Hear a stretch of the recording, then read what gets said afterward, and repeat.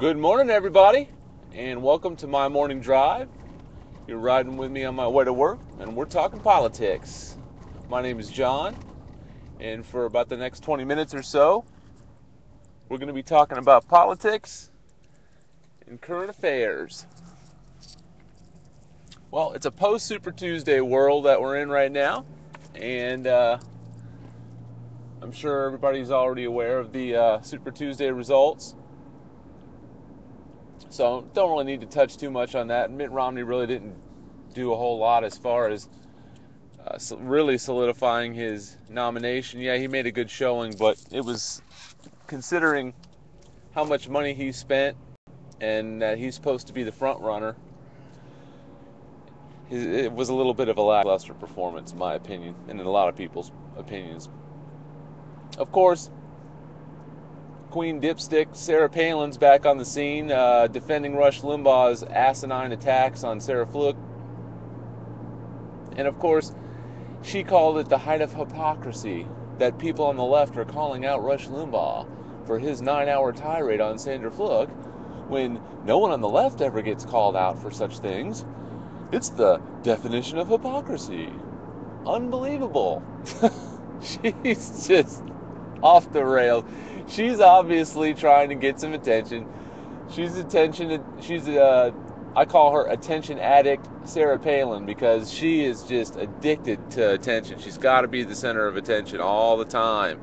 That's why she just eating her alive that she's no longer in the spotlight, because, for the longest time there, she was every friggin' tweet and fart and burp, they were fucking talking about it on CNN or some other stupid fucking news network that has nothing better to do than to cover shit like that, or Britney Spears' hangnail, or freaking Kim Kardashian's eyelash is out of place, or some shit like that. Tabloid news. So, it's not really surprising that she's going to weigh in, and she, of course, is open to serving her country. Meaning, read between the lines, she wants to be anointed the nominee at the convention so people will fawn over her and make a big deal over her. But in reality, she doesn't have a snowball's chance in hell at being the nominee. Really. I mean, and honestly, if she was the nominee, holy shit, that would be a huge early Christmas gift for Obama. But, it's possible. I mean, it's been said, and I certainly wouldn't rule it out, that she could be on the ticket. It's a possibility. Sarah Palin could end up on the ticket as VP again.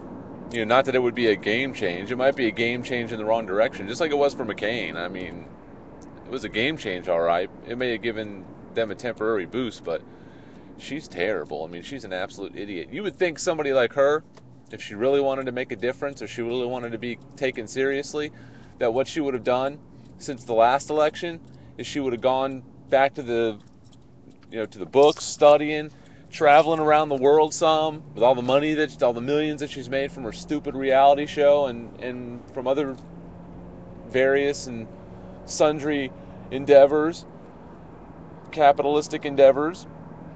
She should have been working her ass off to improve herself as a candidate, so that when she spoke, or when she wrote or tweeted or whatever, that she would sound like a real presidential candidate. But instead, she still sounds like the same old stupid deer in the headlights candidate that we all got to know and were disgusted by, and couldn't believe that she actually was potentially a heartbeat away from being possibly president of the United States at one point. So I mean, that's the thing, is she just did nothing like that. She's obviously just sat back on her laurels. What laurels she had, that's a figurative term. She hasn't accomplished anything, really.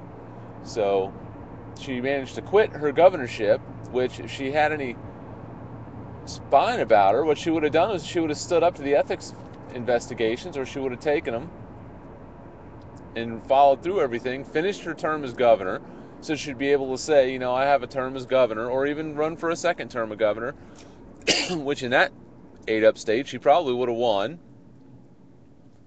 provided she just did her job correctly.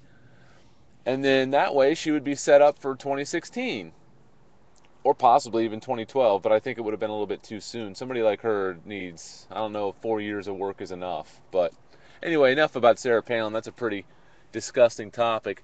What I'd like to talk about is Jennifer Granholm last night on the War Room touched on something that not a lot of people are necessarily talking about. At least I didn't hear about it yesterday so much. I mean, you hear about the Koch brothers, David and Charles Koch, and they own Koch Industries. And in case any of you are unfamiliar with the Koch brothers, you can go to my website, shredoftruth.com, and there is a section called Koch Whores, K-O-C-H, Whores. And that section consists of all the products that the Koch brothers companies make so that you can boycott them, and also the politicians, at least the most famous or infamous politicians that they've bought, most of them governors. And these guys each have a net worth of approximately $34 billion, which puts them at about the same net worth as Bill Gates, I believe, or is it Carlos Slim? I can't remember. Carlos Slim is the richest man in the world. I think Bill Gates is second. I believe it's Carlos Slim is 68 billion is his net worth, and I think Bill Gates is somewhere, I think it's 63 billion. But it puts them combined, which they pretty much operate as Siamese twins anyway, in the ballpark of the richest man in the world. And the funny part about it is these guys, not only did they sink about $700,000 into Scott Walker's recall campaign in attack ads or in defense ads, or to try to say attack ads on the generic Democratic candidate, because we haven't decided on one. There's still a primary to be held. But these guys sank $700,000 into that campaign, countless other money into his gubernatorial race back in 2010. And now they've said that they're pledging $60 million to defeat President Obama. But to put that into perspective, Bill Maher just contributed $1 million, and they're making a big deal out of it. It's unbelievable. These guys are going to spend a shitload of money, and the reason why is because they own oil companies and they own other polluting companies, and they do not want Obama's EPA doing anything to prevent them from making the maximum profits, because it's all about profits over public safety even, which is what is rather frustrating, that we're at the point now in our society where profits comes before public safety. I think we've been at that point for a while, but it still doesn't make it good. So anyways, these guys obviously are willing to pull out all the stops and do anything they can to defeat President Obama. And the Koch brothers are a known entity. Of course, everyone on the right will say, "Oh, well, the Democrats have George Soros and the unions and so on and so forth," and that's a bunch of shit, because those guys aren't worth that much friggin' money, first of all, and secondly, these guys are obviously dialed in and laser beam focused on politics with their money. I mean, to take $60 million, which I hope, by the way, this goes right down the drain, because they deserve it. If they're going to spend $60 million to try to further an agenda that includes polluting and doesn't include clean energy and doesn't include trying to help improve people's lives, which is what clean energy would do, then shame on those fuckers, man. I'm sorry, but those guys are complete pieces of shit assholes. David and Charles Koch are a couple of fucking douchebags. I hate their guts. I use the word hate. It is a strong word, and I use it to describe them, because I hate the Koch brothers, because they're a bunch of heartless dickheads. And I cannot frickin' believe that people in this country haven't seen through that shit. I mean, the problem is these guys operate without impunity. They put all these attack ads on the air, and I can't believe attack ads still work, because honestly, we don't watch tons of primetime television, But when we are watching primetime television during election season, it's got to be DVR'd so I can fast forward through all the commercials, because the attack ads are just disgusting. It's the last thing I want to do is sit there and watch, on a commercial break. Every other commercial is a fucking attack ad, especially when in the same commercial set you might see the same attack ad 2 or 3 times. It's like freaking Chinese water torture or the broken record technique. I mean, come on. People do not want this anymore. They don't, thankfully. Some people, I think, are starting to make it known that they cannot stand these attack ads, and they just as soon not see them, turn a channel. So hopefully these people are wasting their money. And so the Koch brothers are trying to buy this election, just like they've bought many elections. They're also trying to sue. Check this out. This is freaking scary. These guys are trying to buy out as many government entities or as many propaganda outlets as they possibly can. The Cato Institute is a think tank. It's a typically libertarian think tank. It prides itself on being independent, not being partisan, not being Republican or Democrat. And the Koch brothers, Koch Industries, are trying to sue to take over the board of directors for this institute so that they can inject their propaganda into it and turn it into basically a Koch brothers right-wing teabagger organization. And of course, anybody that historically followed the Cato Institute or looked to them for independence or what have you, if they got their way, some of those people might think, oh wow, the Cato Institute's going toward the teabaggers now, so I guess they must be in the right place, so I'm gonna, whatever they're saying, I guess I should believe. And it's just one more piece of the propaganda puzzle that just creates an octave louder echo chamber than what we already have, as if the right wing doesn't have a loud enough echo chamber for all of their misinformation and lies. It's scary. And the Koch brothers, this is just one instance that we know about. I mean, they're operating behind the scenes pretty heavily. They're throwing all those billions of dollars around, and they're successfully making it into political clout. And it's working. And now that I've talked about the Koch brothers, like I say, go to my website, shredoftruth.com, and look at the Koch horse section, because we really need to try to make a concerted effort to boycott any of their products and any of the organizations that they influence, which I don't have it on there now, but today I'm going to try to update it with some companies that are influenced by the Koch brothers or that they own. Like, for instance, Americans for Prosperity is their flagship organization that helped get teabaggers elected in 2010, and it's a jumping off point for all their money.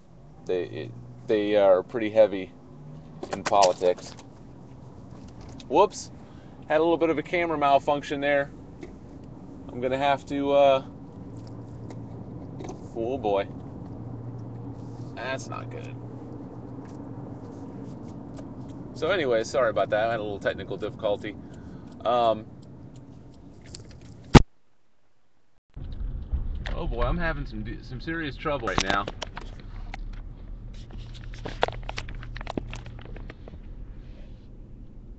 Can you hear me? Sorry about that. Having trouble here. A little technical difficulty. Alright, anyways. So back to what I was talking about. The Koch brothers. Well, actually, I'm done with the Koch brothers. You can get on my website and check out more about that if you'd like, or you can do a little research. KOCH, in case any of you are unaware. But if you're listening to this program, I'm pretty sure that you know who the Koch brothers are. And if you listen to Progressive Talk Radio, you should know who the Koch brothers are. So anyways, I'd like to move on. I mean, tying in, transitioning from the Koch brothers, into another major problem is Citizens United. And a bunch of towns, I believe it's 24 towns in Vermont, have voted to overturn Citizens United. And it's really important that we get the money out of politics because, I mean, it's proven to be such a major problem. The amount of corporate money and special interest money that's pouring into our elections right now, I mean, it's an epidemic. And it's really unfairly influencing elections. And I mean, what we need is campaign finance reform that gives candidates the same amount of public money and no other money and no other access to any other money, or make it illegal for access to other money. And they just have to both do the best they can with the money that they're given. I mean, what better test of a candidate's resourcefulness and money managing capabilities, which are important as a president, than that type of an election setup? I mean, that's what just kind of blows me away, is how people wouldn't want that. I mean, it just doesn't make any sense.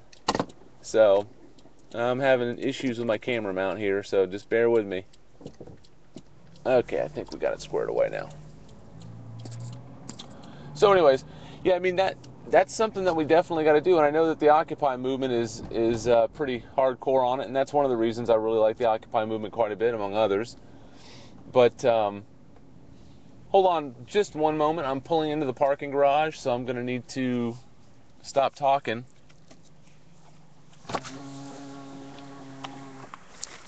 It is windy out today.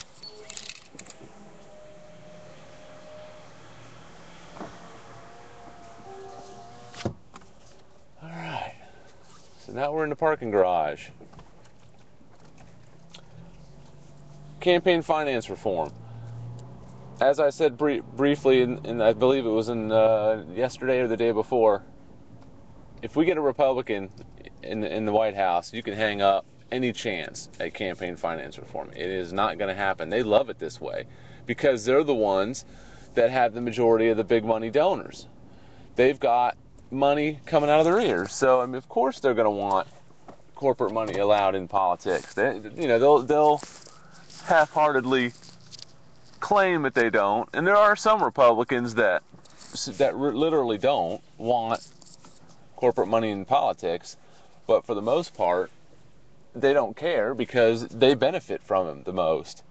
And then, of course, Newt Gingrich comes out and says that, we can't possibly, him saying we, meaning the Republicans, can't possibly hope to out-fundraise President Obama, that instead that they'll have to win the election based on their ideas. And that sounds great to me. I mean, that's what I've been saying the whole time. Go Newt. You need to win elections based on your ideas, not on how much money that you can raise. And President Obama, of course, is just playing within the system that we currently have in place. I'm sure he'd much rather not have to go through all this ridiculous fundraising. And I've heard numerous Democrats and even a few Republicans say that they dread having to meet those fundraising deadlines, because every day they have to consume hours of their day that could be used for more important things like governing or working on important legislation to really help people. So, I mean, this is not something that, is it's not something that among politicians is unpopular for the most part. And it certainly is an overwhelmingly popular thing among voters. And so I think it's important that we keep the pressure on our politicians, our elected officials, and the president to get something done with this. And he's sounded like he's been pretty open to it whenever it's been broached to him. Of course, he could be giving it lip service too, who knows. As of today, I know I'm supposed to give something every day that I don't care for about the Obama administration. And today I'll offer up something to do with the environment.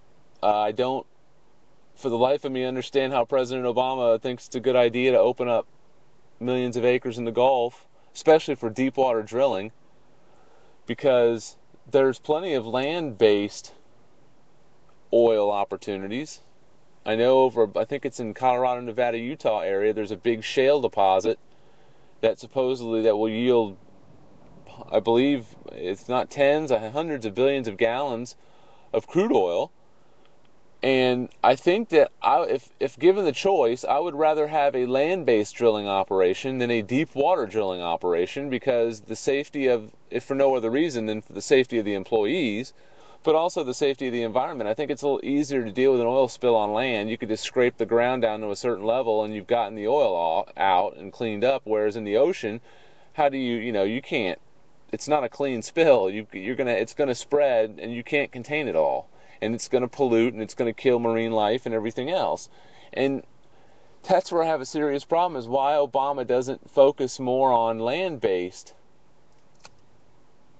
oil opportunities. And the other thing is fracking. Yeah, he's talked about we need to safely harvest natural gas, but you know what? They need to shut that shit down. That fracking bullshit. They can say that they're going 10,000 feet, whatever. It doesn't change the fact that they're pumping millions of gallons of water, which is a waste of water, which is a precious resource, and once they use it for that purpose, it can't be reused because the chemicals they mix with those millions of gallons of water is made up of some toxic cocktail that you wouldn't feed a freaking nuclear warhead. I mean, it's freaking toxic shit, just like the Keystone Pipeline. That Keystone Pipeline bullshit. The shit that's going to get funneled down from Canada down to the Gulf Coast is some of the most toxic stuff you can imagine. And they can say, oh, how safe it's going to be and blah, blah, blah. But you know, as well as I do, historically, they always say, oh, how safe it is for the environment and there's no risk and blah, blah. And then all of a sudden one day you hear about a fucking oil spill and then bam. Well, then what do? You know, these assholes just don't care. And I don't understand for the life of me how they can not realize. I mean, they realize. I mean, I don't understand how anyone could be a proponent of big oil, because there's no good reason to pollute the environment. There just isn't, considering that there are so many other ways that we can do things that won't pollute the environment or that will minimize environmental pollution.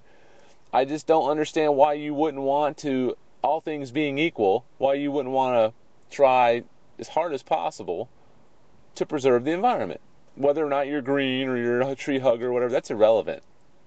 Most times it saves money. It saves people having to go to the doctor. I mean, because all this pollution causes health problems. People miss work. Employees are less productive. So, I mean, the actual overall big picture cost of pollution is far greater than just the environment. So that is my beef that I have with the Obama administration for today. And of course, I'd be remiss if I didn't finish off with the whole Rush Limbaugh thing. He's now up to 45 sponsors that have dropped him. There's 2 radio stations. Hopefully that number will increase. And he's foundering. And of course he's lashing out, saying that it's the sponsor's loss and so on and so forth. And Bill Maher even came out, which I tweeted Bill Maher and told him how much I disagree with him on this topic, because he's defending Rush, saying that, you know, he apologized and we should accept it, and that he doesn't agree with sponsor intimidation. Sponsor intimidation? No, the sponsors said, you know what, that rhetoric is not something I want my company identified with, and under a free market system, it's the free market at work, businesses had the choice to advertise with whomever they want, and they decided they don't want to. They didn't agree with that rhetoric, and they decided they didn't want to advertise on Rush's show anymore, Bill. So, that being said, no one from those companies called up Rush Limbaugh and said, hey man, you better get your shit together and not say shit like that anymore. We're going to pull our advertising. They didn't intimidate him. They just silently went their merry way and decided to put their advertising dollars or their advertising spots into some other show. What's wrong with that? Because why? Because what they're probably realizing is, you know what? People are going to be jumping ship on Rush Limbaugh. That show isn't as lucrative for us as some other show. where people aren't spewing vitriolic rhetoric against some poor college student that's just trying to appeal to the fair nature of the people in Congress. I mean, it's just fucking amazing to me. And then they want to vilify her. She's not trying to get free contraception for herself because she's having too much sex. What she wanted was to make people understand that contraception isn't just about casual sex or birth control. It's about health issues. There are some women whose very survival sometimes depends, or they would suffer with a terrible quality of life if they weren't able to get contraception, and some of them can't afford it. And if their insurance doesn't cover it, then they have to suffer through all different types of health disorders. And I don't think that's fair, considering that they're already paying for their health insurance, that something as minimal as contraception shouldn't be paid for. I mean, insurance companies are already screwing us enough. They can't cover contraception? Really? I mean, most insurance companies cover it because it's a lot cheaper from a birth control standpoint, which is not what I'm talking about, but just from that standpoint, in their eyes, it's cheaper to prevent unnecessary or unwanted births, or births that are going to require maternity benefits and other things that are going to incur more costs, like ultrasounds and doctor checkups and all those different things. It makes sense. I mean, they should be covering it. And that's what just blows me away, is how these Republicans, the thing with them is they're like the petulant little brat. And if they don't get an ice cream cone, then damn it, they're going to sure as hell make sure that the kid next to them doesn't get their own ice cream cone. And if they can't have cotton candy when they go to the fair, damn it, then that other kid ain't going to have cotton candy when he's at the fair. They always are trying to deprive other people of things, either that they don't have or whatever. But I just never seen any people that A, just have no empathy about them for other people, or B, are so selfish and greedy that they would deprive someone else of something that they get because they don't have to worry about money, or because they have a top-notch insurance policy, as in the people in Congress on the right wing side of things. And that's nothing new. But anyways, I'm going to have to get going here. I got to get to work, and it's been great talking to you guys this morning. Again, if you have anything you'd like me to discuss, or if you want to send me your phone number and you'd like me to call you when I'm on the air so we can talk about a topic that you'd like to talk about, or if you just have a topic you'd like me to discuss, give me a shout at mymorningdrive@shredoftruth.com, or you can get on my website, shredoftruth.com, and click on Contact Us and send me a message there as well. And just put My Morning Drive in the subject so I know it's something related to this show. And it's Thursday, March 8th, 2012, and I hope everybody has a wonderful Thursday out there. Peace all. I'm out.